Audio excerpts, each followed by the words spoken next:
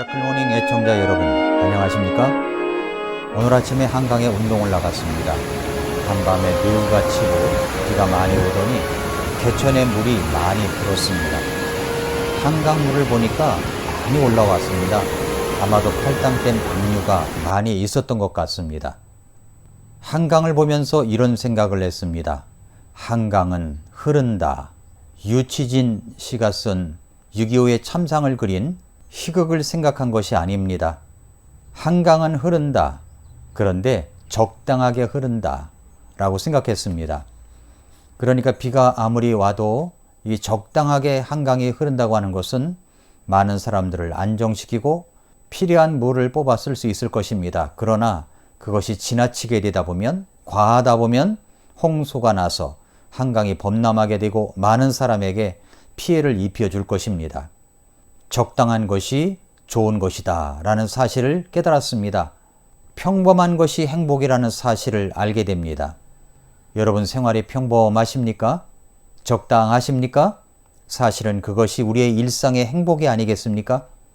너무 지나치면 많은 사람에게 피해가 되고 해를 가져오고 망할 수가 있습니다. 너무 지나친 것이 많은 세상 속에 우리는 살고 있습니다.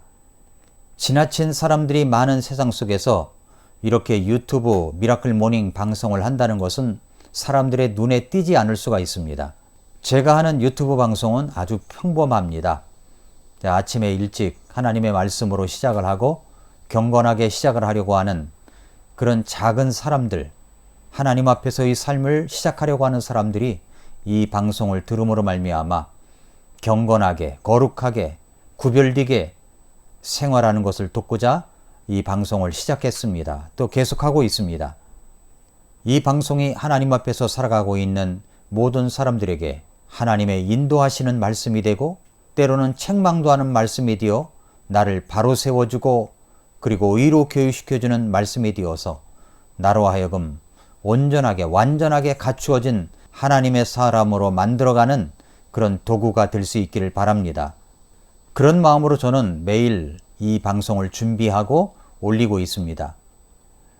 오늘은 제가 저희 교회 주보에 매 주일마다 목회 칼럼을 올리고 있습니다. 그 목회 칼럼을 한번 보고 그냥 지나가기에는 한번 다시 되새겨보고 싶다라는 그런 칼럼들이 있는데 이제 내일 나갈 목회 칼럼을 영상으로 만들어 보았습니다. 심리학자 필립 브링먼은 서로 다른 두 집단이 있는데 그 집단에서 행복이라고 하는 것이 어떻게 관찰될 수 있는지를 연구했습니다. 한 집단은 얼마 전에 복권이 당첨되어 일순간에 부자가 된 사람들입니다. 또 다른 집단은 사고로 인해서 온몸이 마비된 사람들이었습니다. 인간이 경험할 수 있는 최고조에 달했을 것입니다. 갑자기 사고를 당해서 온몸이 마비된 사람들의 행복지수는 땅에 추락하고 이전에 비해서 엄청나게 꼬꾸라지는 그런 큰 폭으로 떨어졌을 것입니다. 그렇게 시간과 세월이 흘렀습니다. 그 다음에 이 두 집단에서 갖고 있는 행복지수가 얼마나 될까? 그것을 다시 관찰, 조사를 했습니다. 복권에 당첨된 사람들의 그 행복지수는 나중에 시간이 흐르다 보니까 이전에 복권에 당첨되기 전의 수준으로 떨어져 있었고 그리고 온몸이 마비가 되어서 고통을 당하고 있던 사람들은 이전에 가지고 있었던 행복지수만큼 올라가 있었다는 사실이 관찰되었습니다. 그러니까 이 실험의 결과는 생각지도 못했던 좋은 일이 있어도 혹은 나쁜 일이 있어도 어느 정도 시간이 지나고 나면 본인이 갖고 있는 그 감정 상태로 되돌아간다는 이야기입니다. 이 이야기는 박용철 작가가 쓴 감정 습관의 처음 부분에 나오는 이야기입니다. 이 책에서 감정은 아무리 좋은 일이 있어도 나쁜 일이 있어도 이전에 가지고 있었던 그 감정으로 되돌아가려고 한다라고 말하고 있습니다. 그것은 뇌가 그렇게 시키고 있기 때문입니다. 뇌는 좋은 것, 나쁜 것을 가리지 않습니다. 익숙한 것을 좋아합니다. 뇌는 무의식적으로 나에게 이로운 것을 선택하는 것이 아니라 그저 평소에 유지했던 익숙한 감정 상태를 필사적으로 가지려고 노력을 합니다. 그래서 감정 습관이라는 책에서 이렇게 말했습니다. 뇌는 유쾌하고 행복한 감정이라고 해서 더 좋아하지 않는다. 유쾌한 감정이건 불쾌한 감정이건 익숙한 감정을 선호한다. 불안하고 불쾌한 감정일지라도 그것이 익숙하다면 뇌는 그것을 느낄 때 안심한다 라고 말하고 있습니다. 이런 내용들을 생각하면서 죄를 짓는 습관도 똑같다고 생각합니다. 구원을 받고 하나님의 자녀가 되어 침례까지 순종을 한 사람이 있습니다. 믿음으로 살겠노라고 주일예배도 참석하고 헌신도 하고 찬양대도 헌신하고 기타 여러 가지 교회 봉사에 헌신을 합니다. 그런데 생활적인 면을 보면 많이 별로 변화되지 않은 분들이 가끔 있습니다. 여전히 죄를 짓습니다. 그리고 후회를 합니다. 교회에 와서 기도할 때 보면은 정말로 모든 슬픔을 다 가지고 있는 사람인 양 하나님 앞에 자백하고 회개를 합니다. 다시는 그런 죄를 짓지 않겠노라고 하면서 다짐하면서 소위 은혜를 받고 예배를 마칩니다. 그러나 어느 정도 시간이 지나고 나면 또다시 그 죄를 짓고 있는 자신을 발견합니다. 왜 그럴까요? 감정이 습관화되어 있기 때문입니다. 어떤 분은 늘 아프다는 생각을 갖고 있습니다. 나는 아픈 사람이다라는 생각을 지배적으로 갖고 있습니다. 그도 그럴 것이 아픈 것이 오랫동안 수년 동안 흘러왔기 때문입니다. 그래서 나는 아프다고 항상 생각합니다. 그것이 습관화되어 있습니다. 감정이 습관화되어 있는 모습입니다. 죄를 왜 그렇게 자주 짓느냐? 반복해서 짓느냐? 그 감정이 습관화되어 있기 때문에 그럴 수 있습니다. 내가 자주 우울증에 빠지는 것도 그 우울이라는 감정이 습관화되어 있기 때문에 그럴 수 있습니다. 뇌는 유쾌하고 행복한 감정이라고 해서 더 좋아하는 것이 아닙니다. 좋든 나쁘든 익숙한 감정을 더 좋아합니다. 익숙한 것으로 돌아오면 그것으로 안심한다는 것입니다. 그러면 어떻게 우리는 이런 감정 습관에서 벗어날 수가 있을까요?